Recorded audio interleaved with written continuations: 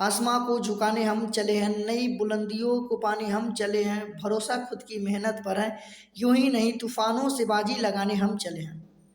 जय हिंद दोस्तों, मैं जयप्रकाश आप सभी को स्वागत करता हूं आपके अपने चैनल जेपी स्टडी सेंटर में।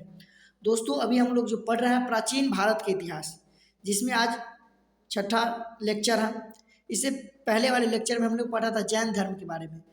इसमें हम लोग जाने थे जैन धर्म में टोटल 24 तीर्थंकर है।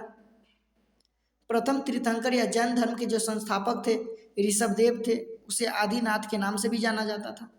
जैन धर्म के 24वें एवं अंतिम तीर्थंकर महावीर स्वामी जी थे। उनकी माता के जो नाम जो था त्रिशाला, उनका जो जन्म हुआ था 540 ईसा पूर्व। ये सब हम पढ़े थे किसके बारे में? जैन धर्म के बारे में। आज हम लोग पढ़ेंगे, आप लोग हेडिंग में देख ही रहे होंगे, बौद्ध धर्म के बारे में। बौद्ध धर्म के जो संस्थापक हैं महात्मा बुद्ध। महात्मा बुद्ध का जो जन्म हुआ था वह 563 BC में। उनके बचपन का नाम था सिद्धार्थ। उनके पिताजी का जो नाम था शुद्धोदन, वह शाक्य गण के मुखिया थे। जब इनके जन्म से लेकर एक कहानी है, जब ये जन्म हुए थे तो नामकरण के समय जो पंडित थे उन्होंने जो गुरु जी बताए जो आपका यह बेटा एक बड़ा बहुत बड़ा या सन्यासी होगा, नहीं तो एक बहुत बड़ा राजा बनेगा। तो उनके पिताजी डर से, जो उनका इकलौता बेटा था, शायद ये सन्यासी बन जाएगा तो मेरा राजपाट को कौन संभालेगा, इसके लिए वे अपनी सारी सुख सुविधा इसको देता था, बाहर घूमने नहीं देता था। सबसे पहले तो ये जब जन्म लिए थे, इनके जन्म के 7वें दिन इनकी माता का देहांत हो जाता है। इनकी जो माता के जो नाम होता है महामाया देवी, जो कोकिल गणराज्य की स्त्री थी, कन्या थी। जब ये जन्म देती है गौतम बुद्ध को, अर्थात सिद्धार्थ को, उनके बचपन का नाम सिद्धार्थ था, तो इनके जन्म के 7वें दिन इनके देहांत हो जाता है। फिर इनका महात्मा बुद्ध का जो पालन पोषण उन्हीं की मौसी प्रजापति गौतमी करती है। इनके पिताजी इनको बहुत ही संभाल के रखे रहते। इनको 16 साल की एज में यशोधरा से शादी कर दिया जाता। इनका एक पुत्र भी होता जिसका नाम होता राहुल। ये एक दिन कपिल वस्तु में घूमने के लिए गए, जहाँ इनका जन्म हुआ था नेपाल में। तो वे सारथी रथ पे बैठे थे। इन्होंने 4 दृश्य को देखा। पहले तो इन्होंने देखा एक बूढ़े व्यक्ति को। तो अपने सारथी से पूछा, क्या ये कौन है? तो ये बूढ़ा व्यक्ति है। उन्होंने पूछा, क्या मैं भी एक दिन बूढ़ा होऊंगा? तो इसका जो सारथी, हाँ महाराज, संसार में जो भी आए उसको एक दिन बूढ़ा होना है और मरना है। फिर उन्हें दूसरे में देखा एक बीमार व्यक्ति को। तो बोले, ये कौन है? तो बोले, ये बीमार व्यक्ति है। तो क्या मैं भी बीमार हूँगा? हाँ, जो संसार में ऐसा बीमारी हुई, सब अपने अपने कर्मों का फल झेल रहा। फिर उन्होंने आगे जाके देखा एक शव को देखा, मृत व्यक्ति को। तो उन्हें बोला, क्या मैं भी मर सकता हूँ, मरूंगा? तो जो सारथी थे, जो रथ को हाँक रहे थे, बोले, हाँ महाराज, जो है संसार में जो आया उसको एक न एक दिन मरना है। उसके बाद उन्होंने आगे एक सन्यासी को देखा और पूछा, ये कौन है? तो बोले, एक सन्यासी है। सन्यासी क्या होता? तो सन्यासी वह जो सारी सुख सुविधा भोग विलास को छोड़कर ईश्वर की प्राप्ति में लीन रहता, वो सन्यासी कहलाता है। तो महात्मा बुद्ध न वो बीमार होना चाहते थे, न वो मरना चाहते, और ना ही वो बूढ़ा होना चाहते। ये तीनों ना होकर वो एक सन्यासी बनना ज़्यादा स्वीकार किया। फिर भी 29 वर्ष की एज में गृह त्याग देते हैं। हम इसके बारे में आगे पढ़ते हैं। तो चलिए हम लोग देखते हैं क्या है बौद्ध धर्म। तो बौद्ध धर्म के जो संस्थापक है वो महात्मा बुद्ध है।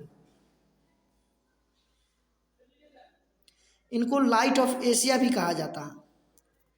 गौतम बुद्ध को लाइट ऑफ एशिया भी कहा जाता है। महात्मा बुद्ध की शिक्षाएं सर्वप्रथम किस रूप में संकलित की गई है? तो त्रिपिटक के रूप में। जब उनकी शिक्षा दीक्षा गई, वो जो संकलित किया गया किसमें? त्रिपिटक के रूप में। महाविनिष्क्रमण से क्या तात्पर्य है? महाविनिष्क्रमण से क्या तात्पर्य है? तो बुद्ध के गृह त्याग की घटना से, अर्थात जब उन्होंने गृह त्याग किया तो उसे उनकी गृह त्याग की जो घटना कहलाता है महाविनिष्क्रम कहलाता है। और वह जब गृह को त्याग दिए तो उनका एक प्रतीक था, वह गृह त्याग करने का जो प्रतीक क्या है? घोड़ा। आप लोग उसको हाईलाइट करिएगा। महात्मा बुद्ध के गृह त्याग का जो प्रतीक क्या है? घोड़ा। और वो जब गृह त्याग किए तो उसे बौद्ध धर्म में कहा गया महाविनिष्क्रमण कहलाया। चलिए आगे, बुद्ध को ईश्वर के रूप में पूजने वाला बौद्ध संप्रदाय कौन सा है? तो वो महायान है। अर्थात गौतम बुद्ध में दो संप्रदाय है, एक हीनयान और दूसरा है महायान। हीनयान वे जो सिर्फ अपने कल्याण के बारे में सोचता है वो हीनयान, और महायान जो दूसरे के कल्याण के बारे में सोचता है वो महायान। तो गौतम बुद्ध को ईश्वर के रूप में पूजने वाला जो संप्रदाय था ना, बौद्ध संप्रदाय, वो कौन सा संप्रदाय था? महायान।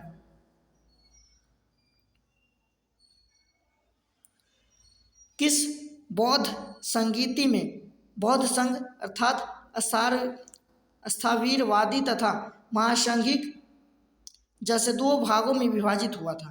तो द्वितीय संगीति में। चलिए इसके बारे में हम लोग आगे पढ़ेंगे, द्वितीय संगीति के बारे में। बौद्ध मत के उपसंपदा पद से क्या तात्पर्य है? बौद्ध भिक्षु के धर्म परिवर्तन की अंतिम अवस्था। अर्थात बौद्ध मत के अनुसार उपसंपदा से जो तात्पर्य है वह बौद्ध भिक्षु के धर्म परिवर्तन की अंतिम अवस्था से है। बुद्ध किसके राज्यकाल में कौशाम्बी आए थे? तो उज्जैन के राज्यकाल में बुद्ध कहाँ आए थे? कौशाम्बी आए थे।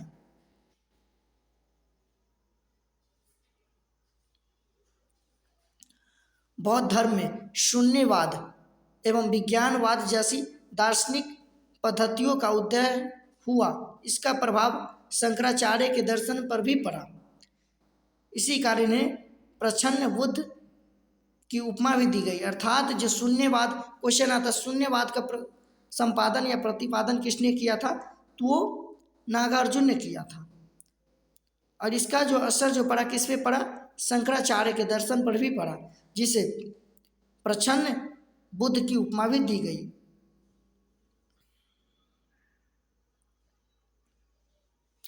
बौद्ध धर्म के 4 आर्य सत्य हैं।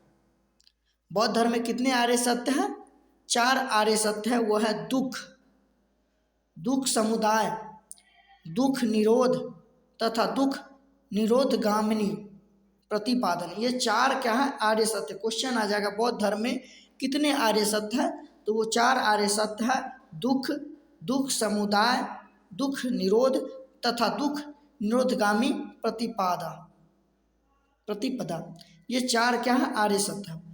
बौद्धों की रामायण के नाम से प्रसिद्ध बुद्ध चरित्र के रचनाकार कौन है? अश्वघोष। अश्वघोष क्या है? बौद्धों की रामायण नामक जो प्रसिद्ध बौद्ध चरित्र रचना है उसके रचनाकार है ये। अशोक का कौन सा अभिलेख इस परंपरा की पुष्टि करता है कि गौतम बुद्ध का जन्म लुम्बिनी में हुआ था? लुम्बिनी कपिलवस्तु नेपाल में पड़ता है। तो अशोक का कौन सा ऐसा अभिलेख है जो यह सिद्ध करता है जो गौतम बुद्ध का जो जन्म हुआ था कहाँ? लुम्बिनी में हुआ था। तो उनका जो अभिलेख है रुम्मीन देई स्तंभ अभिलेख। रुम्मीन देई स्तंभ अभिलेख किसकी अभिलेख है? तो ये अशोक सम्राट की अभिलेख है। और जो यह साबित करता है कि जो गौतम बुद्ध का जो जन्म हुआ था लुम्बिनी में हुआ था। लुम्बिनी नेपाल में पड़ता है।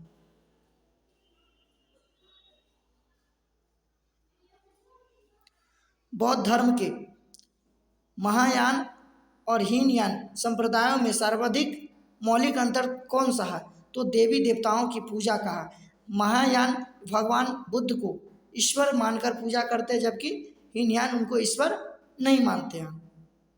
इस दोनों में विशेष अंतर यही है, देवी देवता की पूजा का अंतर है।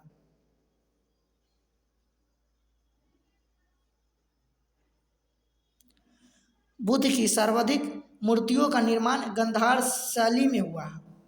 बुद्ध की प्रथम मूर्ति मथुरा काल शैली के अंतर्गत बनाई गई थी। क्वेश्चन आ जाएगा बुद्ध की सर्वाधिक मूर्ति किस शैली में बनाया गया है? तो वह गांधार शैली में। किस शैली में? गांधार शैली में बनाया गया। लेकिन बुद्ध की सर्वप्रथम जो मूर्ति या प्रतिमा बनाया गया कुछ शैली का था? मथुरा कला शैली के अंतर्गत बनाई गई थी। भारतीय कला में बुद्ध के जीवन की किस घटना का चित्रण मृग सहित चक्र के द्वारा किया गया?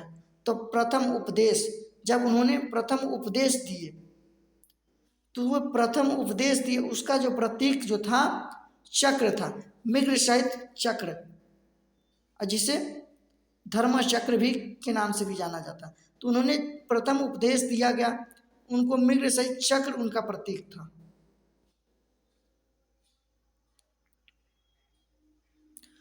बोध गया के महाबोधि मंदिर का संबंध गौतम बुद्ध के जीवन का किस महत्वपूर्ण घटना से है? तब बोध गया बिहार में पड़ता, बोध गया वैशाली में। बोध गया के महाबोधि मंदिर का संबंध गौतम बुद्ध के जीवन के किस महत्वपूर्ण घटना से? गौतम बुद्ध को ज्ञान की प्राप्ति हुआ था, इसलिए उनकी ज्ञान की प्राप्ति की जो घटना है उसका जो चिन्ह है बोधि वृक्ष। बुद्ध के उपदेश किससे संबंधित है? आचरण की शुद्धता एवं पवित्रता से। बुद्ध क्या है? बुद्ध का जो उपदेश है वह आचरण की शुद्धता एवं पवित्रता से संबंधित है। क्वेश्चन याद रख सकता है, बुद्ध का जो उपदेश है वह किससे संबंधित है? तो आचरण की शुद्धता एवं पवित्रता से। अब हम लोग गौतम बुद्ध के बारे में विस्तार पूर्वक जान लेते हैं। बुद्ध बौद्ध धर्म के वास्तविक संस्थापक महात्मा बुद्ध है। बौद्ध धर्म के वास्तविक संस्थापक कौन है? महात्मा बुद्ध। उनको लाइट ऑफ एशिया भी कहा जाता था, एशिया की ज्योतिपुंज भी कहा जाता। किनको? महात्मा बुद्ध को। इनका जो जन्म हुआ था 563 बीसी में। महात्मा बुद्ध का जन्म कब हुआ था? 563 बीसी में हुआ था। कपिल वस्तु वर्तमान में लुम्बिनी नेपाल में पड़ता है। लुम्बिनी वर्तमान में लुम्बिनी वन कपिल वस्तु ये नेपाल में पड़ता था। वहाँ इनका जन्म हुआ कब? 563 बीसी में। इनके पिता का नाम शुद्धोदन। इनके पिता का नाम क्या था? शुद्धोदन। शाक्यों के राज्य कपिल वस्तु के शासक था। शाक्यों के शासक कौन थे? शुद्धोदन। क्योंकि ये धनी व्यक्ति थे, राजा के पुत्र थे। कौन? सिद्धार्थ अर्थात महात्मा बुद्ध। इनकी जो माता है, माता का नाम महामाया देवी, जो कोलिय गणराज्य की कन्या थी। महात्मा बुद्ध की जो माता है उनकी नाम जो था महामाया देवी, जो कोलिय गणराज्य की कन्या थी। इनके जन्म के 7वें दिन, कितने? इनके जन्म के 7वें दिन ही इनकी माता महामाया देवी का देहांत हो जाता। फिर इनका जो पालन पोषण करता, इनके बचपन की इनकी जो माता की बहन, इनकी अर्थात मौसी, वो प्रजापति गौतमी करती है। इनके बचपन का नाम होता सिद्धार्थ। गोत्र भी इनका क्या था? सिद्धांत। क्वेश्चन आ जाएगा, महात्मा बुद्ध का जन्म लुम्बिनी कपिल वस्तु नेपाल में हुआ था। इनके बचपन का नाम सिद्धार्थ था। इनके पिता का क्या नाम था? तो शुद्धोदन। शुद्धोदन क्या थे? शाक्य गण के मुखिया थे। इनका माता का नाम क्या है? महामाया देवी। इनके बचपन का नाम सिद्धार्थ। इनका पालन पोषण कौन करता है?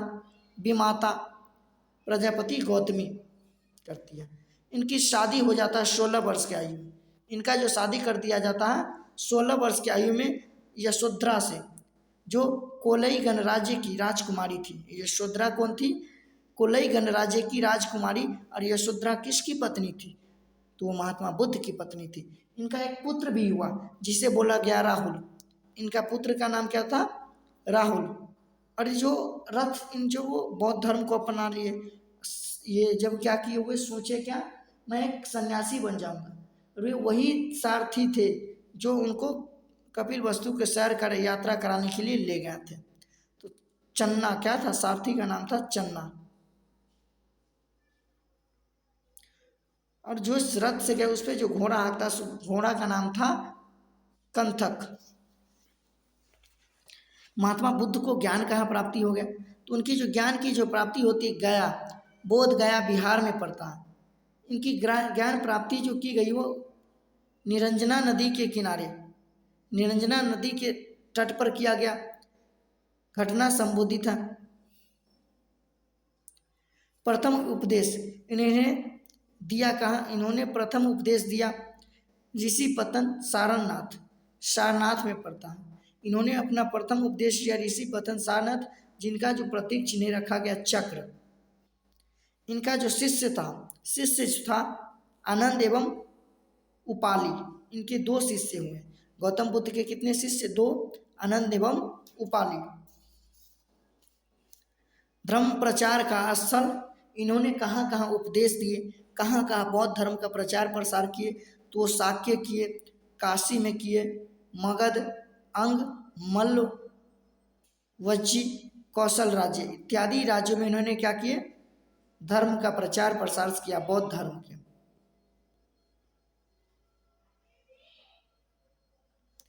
इनके जीवन का अंत कब होता है? महावीर जी का जीवन का अंत जो कहलाता है महापरिनिर्वाण कहलाता है। महात्मा बुद्ध के जो जीवन का जो अंत होता है, उनकी जो आयु 80 वर्ष की आयु में उनकी देहांत हो जाता है। और वो कब होता है? 483 बीसी में और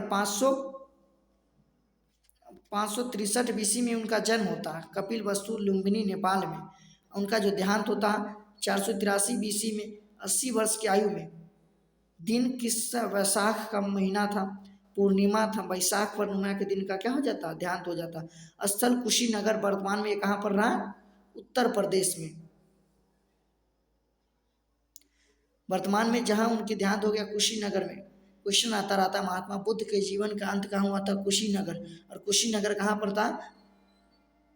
उत्तर प्रदेश में। क्वेश्चन यह, महात्मा बुद्ध ने अपना अंतिम उपदेश कहाँ दिया था? तो जहाँ इनका देहांत होता है कुशीनगर में, वहीं इन्होंने अपना अंतिम उपदेश दिया था। उनके अंत का जो प्रतीक है महापरिनिर्वाण कहा गया, महापरिनिर्वाण कहा गया।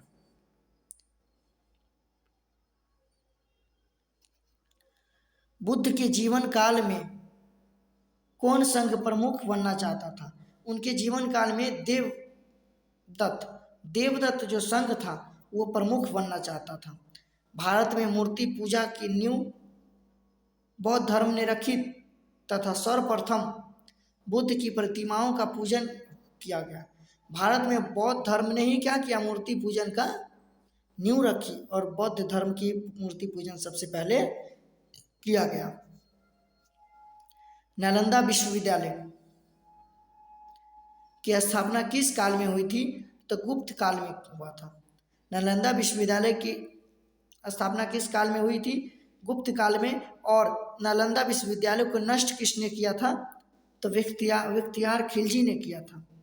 नालंदा विश्वविद्यालय को नष्ट किया था बख्तियार खिलजी ने। और इसका स्थापना किस वंश ने किया गया था? गुप्त काल में किया गया।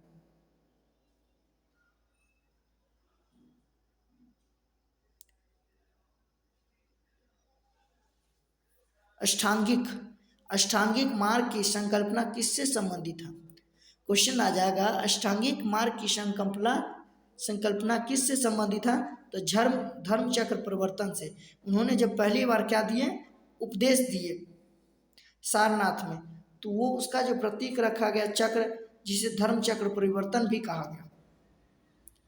और उनके शिक्षा जो उन्होंने 29 वर्ष की आयु में गृह त्याग दिए और 6 वर्ष उनको शिक्षा प्राप्त करने में लगा। तब वह सिद्धार्थ नाम का कोई लड़का बन गया, महात्मा बुद्ध बन गया। बौद्ध संघ में भिक्षुणी के रूप में स्त्रियों के प्रवेश की अनुमति बुद्ध द्वारा कहाँ दी गई थी? वैशाली में। अर्थात बौद्ध संघ में भिक्षुणी के रूप में स्त्रियों के प्रवेश की अनुमति बौद्ध धर्म द्वारा कहाँ दी गई? तो वैशाली में। भिक्षुणी मतलब वो भिखारी नहीं। बौद्ध धर्म है 2 संघों में बटा हुआ, एक है उपासक और दूसरा है भिक्षु। तो भिक्षु वह है जो घर को त्याग दिया है, संसार की मोह माया से हटकर बौद्ध धर्म का प्रचार प्रसार करता है, वह भिक्षु कहलाता है, भिक्षु। और दूसरा उपासक जो गृहस्थ जीवन व्यतीत कर बौद्ध धर्म का प्रचार प्रसार करता है। तो ये भिक्षुणी एवं उपासक है। भिक्षुणी का आप लोग भिखारी मत समझ लीजिएगा। तो हाँ, बौद्ध संघ में भिक्षुणी के रूप में स्त्रियों को प्रवेश की अनुमति बुद्ध द्वारा कहाँ दी गई, तो वह वैशाली में दिया गया था।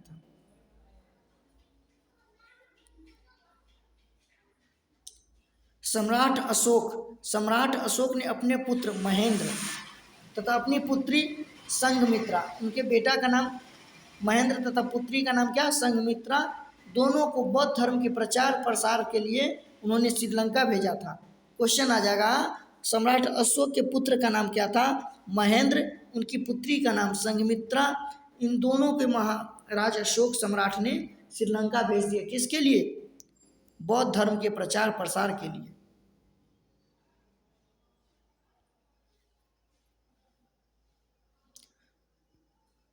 अब हम लोग देखेंगे यहाँ बौद्ध संगीतिया के बारे में।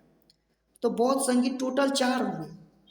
बौद्ध संगीत कितने हुए, 4। क्वेश्चन आ जाएगा कितने बौद्ध संगीतिया हुए, तो ये 4 बौद्ध संगीत हुए। जो प्रथम हुआ था वह राजगीर में हुआ था। कहाँ हुआ था, राजगीर में। और उस समय जो शासक था राजा अजातशत्रु, और कोई भी कार्यक्रम राजा अकेले नहीं संभाले, उनके लिए एक अध्यक्ष रखा गया जिसे महाकश्यप कहा गया। महाकश्यप, क्वेश्चन आ जाएगा प्रथम बौद्ध संगीति कहाँ हुआ था, राजगीर में। कब, तो 483 BC में। किसके शासनकाल में, अजातशत्रु के शासनकाल में। और अध्यक्ष कौन थे, महाकश्यप अध्यक्ष थे। तो ये नहीं पूछा जाता, लेकिन ये और ये तीनों पूछा जाता। तो आप इस तीनों को हाईलाइट करके याद कीजिएगा, डेट नहीं पूछता। द्वितीय बौद्ध संगीतिया, यह वैशाली में हुआ था। वैशाली, साबक मीर, उस समय जो शासक साबक मीर जो था अध्यक्ष था, और शासक राजा था कौन, कालाशोक। द्वितीय जो बौद्ध संगीत हुआ था वैशाली, ये बिहार में पड़ता है। राजगीर भी बिहार में पड़ता है। और उस समय जो द्वितीय संगीत हुआ बौद्धिक संगीत, उस समय जो शासक था कालाशोक, और अध्यक्ष जो बना साबक मीर बना। तृतीय जो तीसरा बौद्ध संगीतिया हुआ वह पाटलिपुत्र में हुआ। पाटलिपुत्र वर्तमान में कहाँ, बिहार में पड़ता। बिहार की राजधानी पटना है। पाटलिपुत्र, पटना को ही पाटलिपुत्र कहा जाता था। उसके जो अध्यक्ष थे मोगलीपुत्तिस अध्यक्ष थे। और शासक उस समय राजा कौन था, सम्राट अशोक थे। चौथा जो बौद्ध संगीतिया हुआ वह कुंडल वन में हुआ था, जिसे वसुमित्र उस समय अध्यक्ष थे। और राजा थे कनिष्क। राजा कौन थे, कनिष्क। यह जो चतुर्थ बौद्ध संगीत हुआ था, इसी के अनुसार बौद्ध धर्म 2 भागों में बट गया। एक हो गया हीनयान, और दूसरा हो गया महायान। हीनयान और दूसरा महायान और हीनयान जो था सिर्फ अपने कल्याण के बारे में सोचता था, और महायान दूसरे के कल्याण के बारे में सोचता था। क्वेश्चन आता रहता है, प्रथम बौद्ध संगीत कहाँ हुआ था, तो राजगीर में हुआ था। उस समय शासक कौन था, अजातशत्रु। द्वितीय बौद्ध संगीत किसके शासनकाल में हुआ था, कालाशोक के शासनकाल में।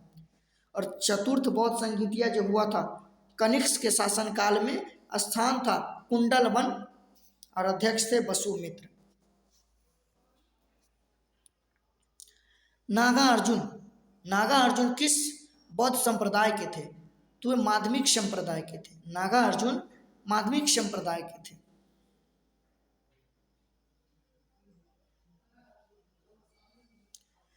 विश्व का सबसे ऊंचा विश्व शांति स्तूप बिहार में कहाँ स्थित है, तो वो राजगीर में स्थित है। एक हम लोग और देख लेते हैं। जब गौतम बुद्ध का जहाँ क्या किया गया, अंतिम संस्कार किया गया, उसका जो प्रतीक क्या है, स्तूप का लाया। गौतम बुद्ध की अंतिम संस्कार का जो प्रतीक है क्या है, स्तूप। जब वे जन्म लिए उस समय जो प्रतीक था उनका कमल था। बुद्ध की 80 फुट ऊंची प्रतिमा जो बोध गया में स्थित था, किसके द्वारा निर्मित किया गया, वह जापानियों के द्वारा बनाया गया। कहाँ है, बोध गया वैशाली बिहार में पड़ता है। वहाँ पर बुद्ध की 80 फीट ऊंची मूर्ति है, प्रतिमा है, जिसे किसने बनवाया था, तो जापानियों ने बनवाया था। एशिया की ज्योति पुंज, लाइट ऑफ एशिया के नाम से किसे जाना जाता है? तो गौतम बुद्ध को एशिया के ज्योतिपुंज के नाम से जाना जाता है।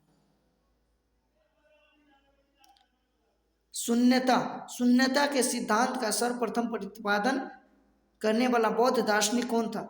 नागार्जुन। और नागार्जुन, इनके बारे में एक और क्वेश्चन आता है, इन्होंने चीन जाकर बौद्ध धर्म के प्रचार प्रसार किए थे।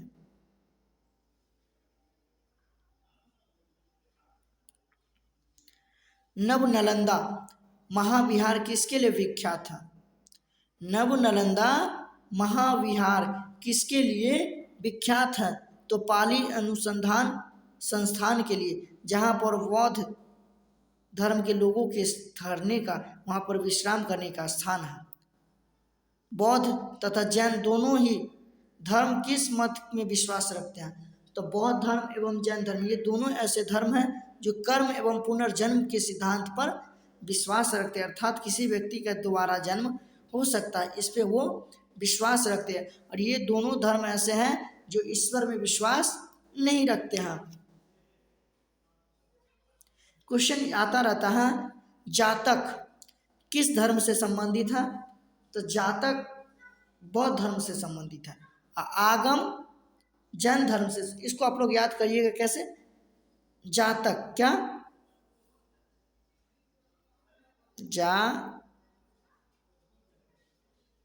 जातक आगम। ज से जैन कभी नहीं होगा। जातक होगा किससे? बौद्ध धर्म से होगा, बौद्ध धर्म से संबंधित है। और आगम किससे संबंधित है? जैन धर्म से। आप लोग नोट कर लीजिएगा, ये क्वेश्चन पूछा जाता है, आगम किस धर्म से संबंधित है? तो बौद्ध धर्म से नहीं, जैन धर्म से। और जातक किस धर्म से? तो बौद्ध धर्म से। चलिए, गौतम बुद्ध को एक देवता का स्थान किस राजा के शासन काल में? तो कनिष्क के शासन काल में। और कनिष्क ऐसे शासक थे जिन्होंने चतुर्थ बौद्ध संगीतियाँ करवाए थे, और ये जो करवाए थे ये जम्मू कश्मीर में करवाए थे। बुद्ध की खड़ी प्रतिमा किस काल में बनाई गई थी? तो गौतम बुद्ध का जो खड़ी प्रतिमा वो कुषाण काल में बनाया गया था।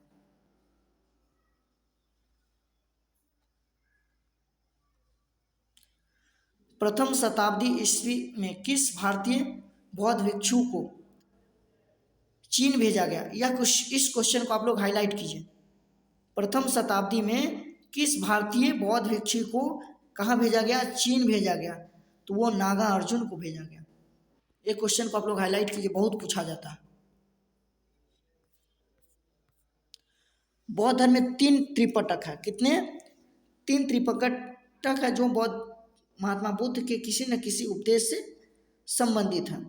तो पहला जो सुत्त पिटक जो है वह पिटकों में प्रियतम अर्थात सबसे श्रेष्ठ जो पिटक माना जाता है, सुत्त पिटक माना जाता है।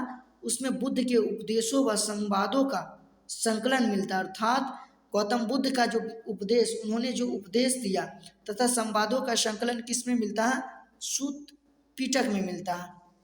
विनय पिटक पिटकों में लघुत्तम अर्थात जो सबसे छोटा, सबसे बाद का जो पिटक है वह क्या है? विनय पिटक। इसमें बौद्ध संघ के आचार विचार व नियम निषेध का संकलन मिलता है। क्वेश्चन आ जाएगा, बुद्ध के किस पिटक में बौद्ध संघ के आचार विचार तथा उनके नियम निषेध का संकलन मिलता है? विनय पिटक में। और अंतिम जो पिटक है वह पिटक है अभिधम पिटक। इसमें यह जो पिटक है मध्य पिटक के नाम से, अर्थात बीच वाला पिटक कहलाता है। इसमें बुद्ध के आध्यात्मिक व दार्शनिक विचारों का संकलन किस, क्वेश्चन आ जाएगा, बुद्ध के किस पिटक में बुद्ध के आध्यात्मिक तथा दार्शनिक विचारों का संकलन है? तो अभिधम पिटक में। चलिए आगे हम लोग देखते हैं।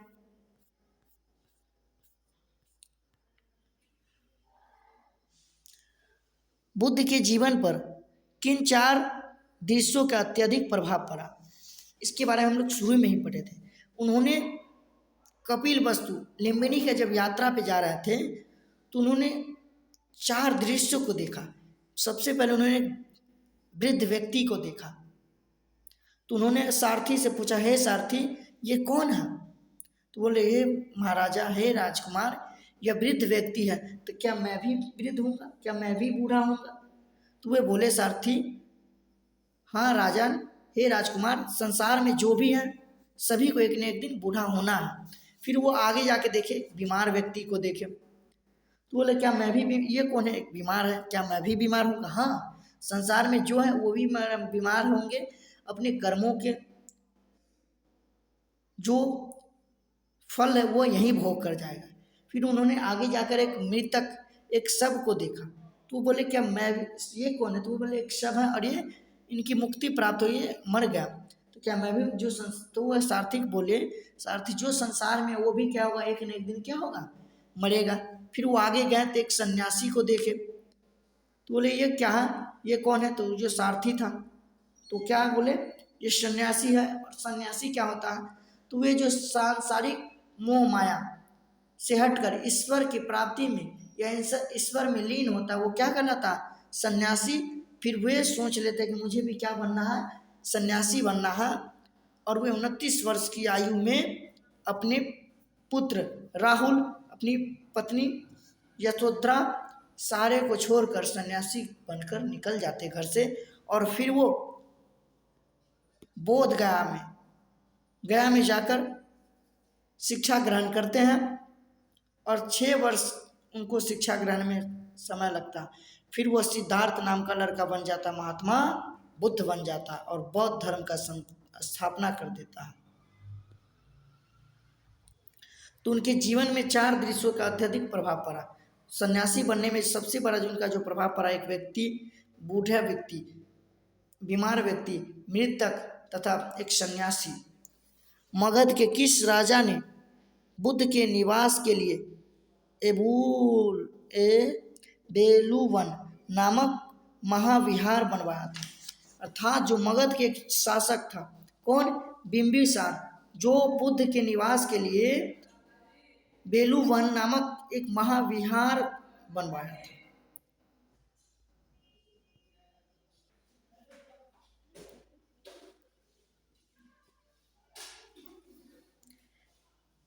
संघ में प्रवेश करने वाली प्रथम महिला कौन थी? तो वो प्रजापति गौतमी थी। संघ में प्रवेश करने वाली प्रथम महिला कौन थी? प्रजापति गौतमी थी।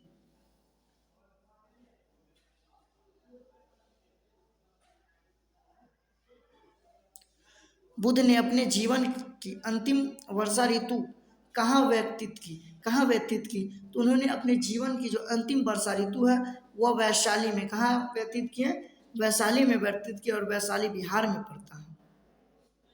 संसार अस्थिर और क्षणिक है, यह मान्यता बौद्ध धर्म से संबंधित है। क्वेश्चन आ जाएगा, संसार अस्थिर और क्षणिक है, यह मान्यता किस धर्म से संबंधित है? तो वह बौद्ध धर्म से संबंधित है। जीवन की घटना एवं उससे संबंधित प्रतीक के बारे में हम लोग पढ़ेंगे। इसको आप लोग हाईलाइट ही कर लीजिए, क्योंकि हमेशा पूछने जाने वाला प्रश्न इससे ही बनता है। इसको आप हाईलाइट कीजिए, VVI कर दीजिए। घटना प्रतीक। जब वे माँ के गर्भ में थे तो उस समय जो प्रतीक था हाथी, जो माँ के गर्भ में थे तो प्रतीक चिन्ह क्या था? हाथी। जब उनका जन्म हुआ तो उस समय जो प्रतीक चिन्ह क्या हो गया? कमल। निर्वाण था, जहाँ उनको मोक्ष की प्राप्ति हुई। देहांत हुआ तो वे कहाँ हुआ? जीवन के अंतिम समय को निर्वाण कहा गया, परिनिर्वाण। तो उसका जो पद चिन्ह था उस समय जो प्रतीक क्या था? पद चिन्ह। प्रथम प्रवचन अर्थात जो उन्होंने जो प्रथम उपदेश दिया सारनाथ में, तो वो था चक्र, महाधर्म चक्र, परिवर्तन चक्र बोला गया उसे। तो उस समय जो प्रतीक चिन्ह क्या था? चक्र। क्वेश्चन आ जाएगा, जब बुद्ध ने प्रथम उपदेश दिया उसका प्रतीक चिन्ह क्या है? चक्र है। ज्ञान प्राप्ति उन्होंने बौद्ध गया में किया गया, इसलिए ज्ञान प्राप्ति का जो प्रतीक है बोधि वृक्ष। आप लोग जो है मेरे थंबनेल में भी देखोगे, भगवान बुद्ध एक प्रतीक क्या लीन है, तपस्या में लीन है। कहाँ? एक पेड़ के नीचे, पीपल के पेड़ के नीचे, उसे बोधि वृक्ष क्या है, उनकी शिक्षा ग्रहण की जो प्रतीक क्या है, बोधि वृक्ष। यौवन, यौवन जो था, यौवन के समय साढ़ प्रतीक क्या है, साढ़। समृद्धि के समय शेर, जब उनको समृद्धि मिली, शिक्षा प्राप्त हो गई तो शेर। मृत्यु का जो प्रतीक है अस्पूत है, मृत्यु का प्रतीक क्या है, स्तूप। तो उन्होंने जब गृह त्याग दिया था 29 वर्ष की आयु में, तो उस समय जो प्रतीक क्या है, घोड़ा। इसको आप लोग हाईलाइट कीजिएगा, हमेशा पूछा जाता रहता है।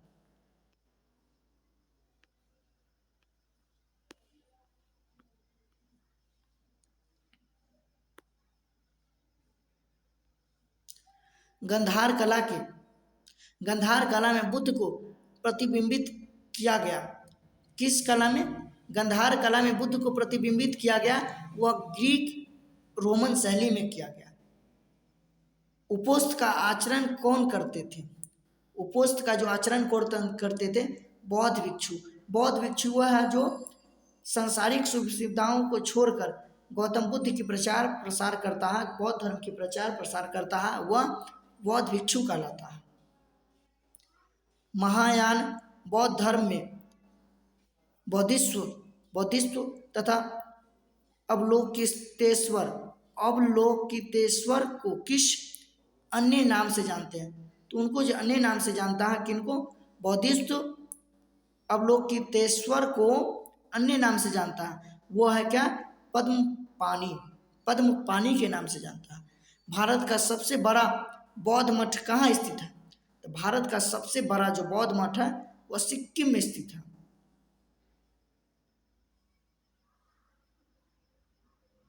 इसको हाईलाइट कीजिएगा, भारत का सबसे बड़ा बौद्ध मठ कहाँ है, सिक्किम में स्थित है।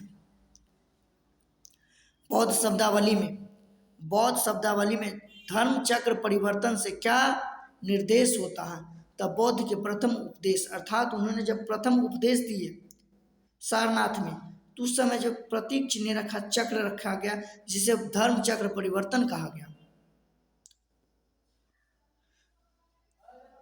वर्जयान, बौद्ध धर्म में बुद्ध की संगिनी को कहा जाता है। वर्जयान बौद्ध धर्म में बुद्ध की सिंगनी को कहा जाता है, वो तारा को कहा जाता है।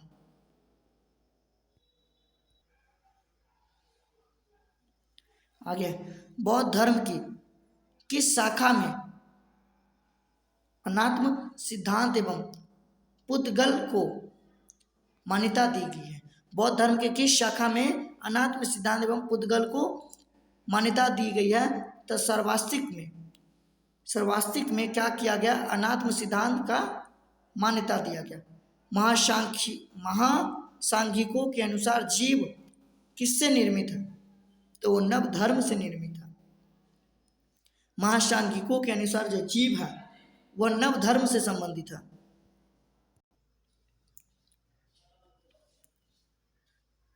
बौद्ध धर्म की किस शाखा में अनंत में, इसको हम लोग पढ़े, महासांघिकों के अनुसार जीव किससे निर्मित है, तो वो नव धर्म से निर्मित है।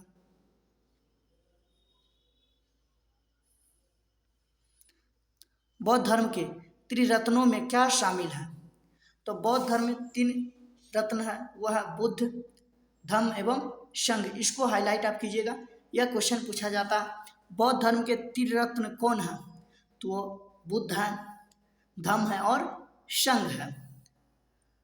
बौद्ध दर्शन के अनुसार कारण एवं कार्य के सिद्धांत को किस प्रकार जाना जाता है, तो उसको जो जाना जाता है, किसको, कारण एवं कार्य को किस सिद्धांत के प्रकार से जाना जाता है, तो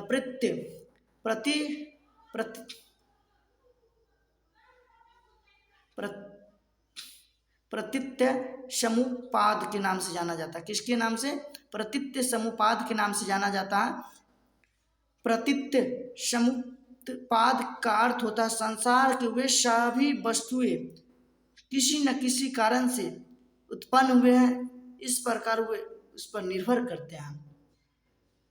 क्वेश्चन आप लोग इसको हाईलाइट कीजिएगा, बौद्ध धर्म के अनुसार कारण एवं कार्य के सिद्धांत को किस प्रकार जाना जाता है, तो प्रतीत्य समुपपाद के नाम से जाना जाता है, जिसका जो अर्थ हो जाता है संसार की वे सभी वस्तुएं किसी न किसी कारण से उत्पन्न हुई है, इस प्रकार वह इस पर निर्भर करता है।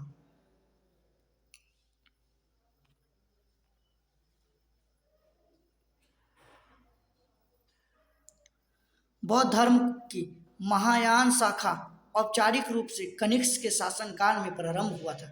इसको हम लोग पहले ही जान गए। जब बौद्ध धर्म की जो चतुर्थ बौद्ध संगीतनी हुई थी जम्मू कश्मीर में, उस समय उसका शासक कौन था? कनिष्क। और इन्होंने इसी समय बौद्ध धर्म दो भागों में बट गया, एक महायान, दूसरा हीनयान। हीनयान जो अपने बारे में सोचता, अपने कल्याण के बारे में सोचता है, और महायान जो दूसरे के कल्याण के बारे में सोचता है। मैं 4-5 क्वेश्चन आप लोग को देता हूँ, आप लोग आंसर कमेंट में बोल दीजिएगा। पहला, जो बौद्ध धर्म का संस्थापक कौन है? बौद्ध धर्म के संस्थापक कौन है? दूसरा क्वेश्चन आप लोग नोट कीजिएगा, महात्मा बुद्ध के बचपन का नाम क्या है? उनकी पत्नी का नाम क्या है? तथा उनके जन्म कब हुआ है? इस सारे क्वेश्चन के आंसर आप लोग कहाँ दीजिएगा? कमेंट में दे दीजिएगा। तो आशा करता हूँ यह वीडियो आप लोग को समझ में आ गया है। अगर यह वीडियो आप लोग को समझ में आ गया है तो वीडियो को लाइक कीजिएगा, साथ ही साथ हमारे चैनल जेपी स्टडी सेंटर को सब्सक्राइब भी कर दीजिएगा, ताकि हमारे द्वारा जो भी वीडियो अपलोड किया जाएगा उसका नोटिफिकेशन सबसे पहले आपके पास पहुँचे। तो चलिए हम लोग मिलते हैं नेक्स्ट वीडियो में। जय हिंद, जय भारत।